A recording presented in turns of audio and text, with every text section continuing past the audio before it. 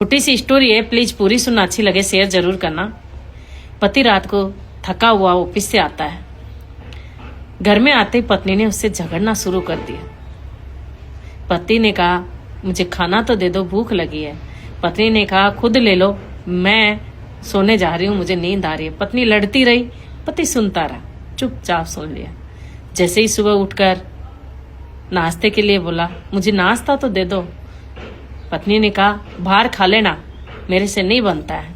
और पति भूखा प्यासा कुछ बिना टिफिन लिए ही ऑफिस के लिए निकल गया।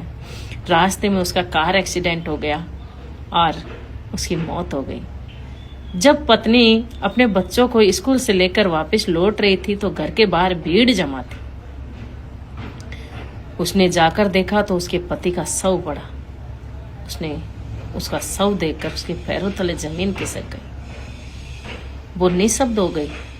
उसकी आंखों से सिर्फ आंसू, मुंह से कोई शब्द नहीं। उसने अपने पति की लाश को झंझोड़ते हुए कहा, राजा उठ जाओ ना, प्लीज एक बार उठ जाओ, अब नहीं झगड़ूंगी मैं खाना देती हूँ ना, भूख लगी है ना आपको। पर पति कैसे उठता? पति तो भगवान के पास चला गया। लोग बातें करने लगे। अब पति के जाने के बाद वो पूरी तरह टूट गई और लोगों ने रंग दिखाना शुरू किया, रिश्तों ने रंग दिखाना शुरू किया। अब वो अकेली रह गई। लोगों की गंदी नजरें पड़ने लगी उस पर। अब तो ससुराल वालों ने उसे उस घर से भी निकाल दिया।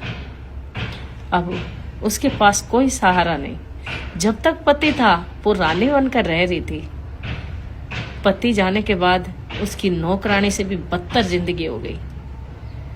तो कहना चाहती हूँ कि अपने पति की कद्र कर लो, क्योंकि पति होता है ना, वो पत्नी के सिर का ताज होता है। और जब तक सिर पर ताज होता है ना, पत्नी रानी बनकर रहती है। और अगर सिर का ताज नहीं है ना, तो नौकरानी से भी बदतर जिंदगी हो जाती है। जैसा भी है, अपने पति से मत लड़ो, मत झगड़ो, अपने पति से प्यार करो, वही है तुम्हारी जिंदगी। अगर स्टोरी अच्छी लगी हो तो शेयर जरूर कर देना।